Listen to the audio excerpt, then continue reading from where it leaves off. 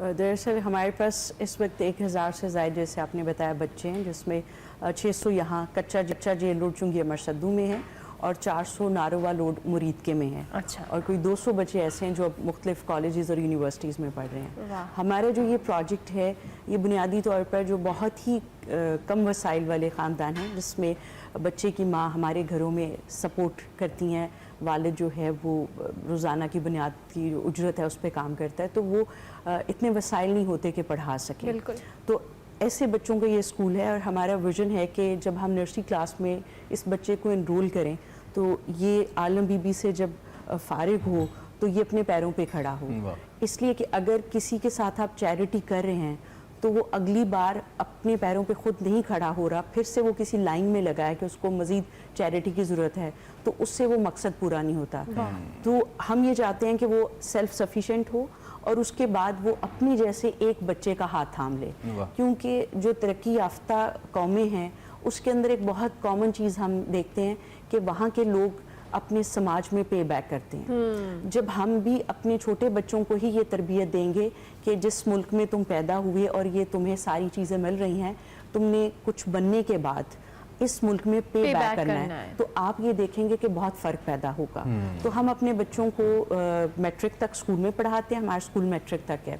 लेकिन उसके बाद अगर कोई स्किल सीखना चाहता है या मज़ीद पढ़ना चाहता है तो वो सारा प्रोसेस और जो फाइनेंशियल असिस्टेंस है वो हमारा इदारा करता है। इसलिए कि उनके साथ जो हमारी कमिटमेंट है कि आज का जो आप चैरिटी रिसीवर हो, आपने कल को चैरिटी गिवर बनना है। जब तक उनकी पोजीशन चेंज नहीं होती उस तरह फ़र्क नहीं आता।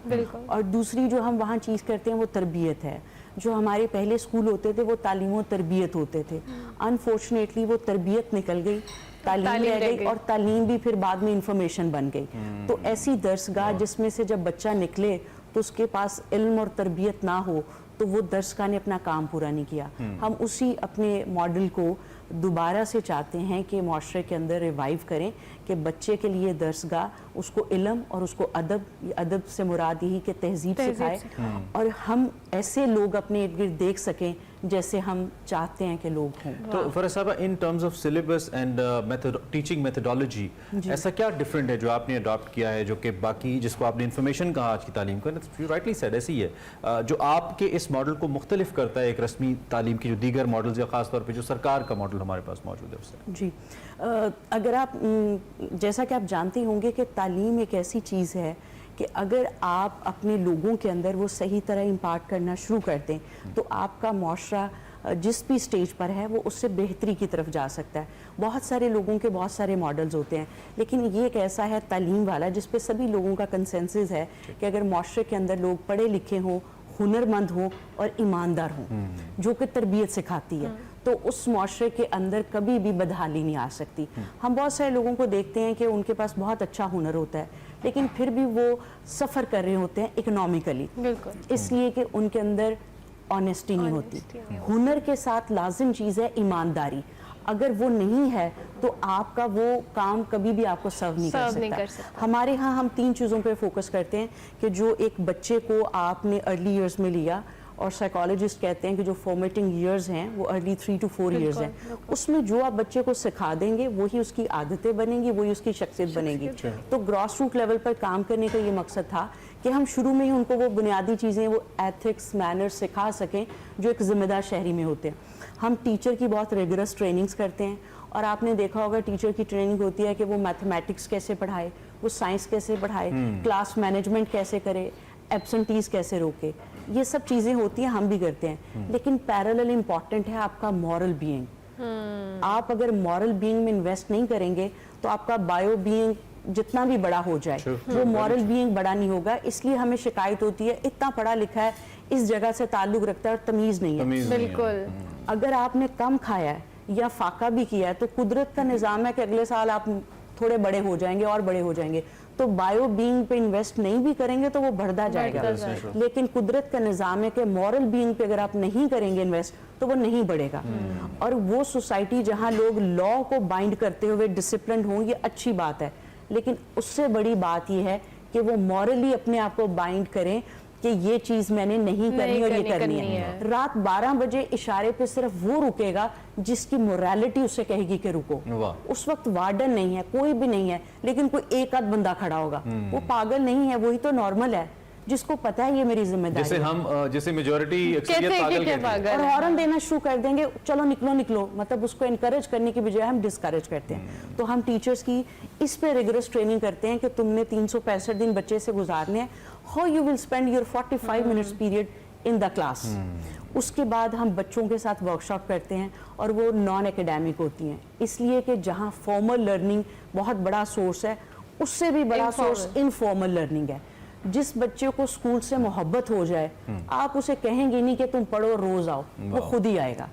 تو آپ نے ان بچوں کے اوپر, ہم یہ جو ورک شاپ کرتے ہیں نان اکیڈیمک ہوتی ہے گپ شپ, اس گپ شپ میں ہم باتیں کرتے ہیں اور سیکھتے ہیں. کیا بات ہے. تیسرا یہ کہ رٹا لرننگ نہیں ہوتی, ہمارے روٹ لرننگ اسٹرکٹلی منع ہے. آپ کے بچے پھر امتحانات کون سے دیتے ہیں؟ کیونکہ ہمارے بچے تو جو عام تعلیم میں پڑھتے ہیں وہ رٹا کر کے اور رٹے سے ہی پاس ہوتے ہیں. ہمارے بچے ہمارے انٹرنل ایگزام بھی دیتے ہیں اور ایکسٹرنل بھی دیتے ہیں, اور الحمدللہ ابھی بھی جو رزلٹ آیا more than 90% مارکس آئے. We have heard you have some really intelligent sort of students. I mean جو عمومی طور پہ جن کا IQ لیول بہت بہتر ہوتا ہے, because کچھ لوگوں نے وزٹ کیا ہے, کچھ لوگوں کا انٹریکشن ہوا, انہوں نے بڑی تعریف کی ہے. So what is the logic behind? جی وہ یہی ہے کہ بچوں, مجھے ایک سیکنڈ آپ کو روکنا پڑے گا, ایک اپڈیٹ پہ ہم نے جانا ہے. فرادیبہ صاحب ہمارے ساتھ موجود ہیں اور ان کے جو سسٹم ہے ایجوکیشن سسٹم, اس کے ماڈل کے حوالے سے ہم بات کر رہے تھے. بڑی اچھی اور انٹرسٹنگ باتیں کہ جہاں پر فارمل ایجوکیشن بھی ہے وہاں انفارمل ایجوکیشن بھی ہے. اور ابھی آپ اپنی بات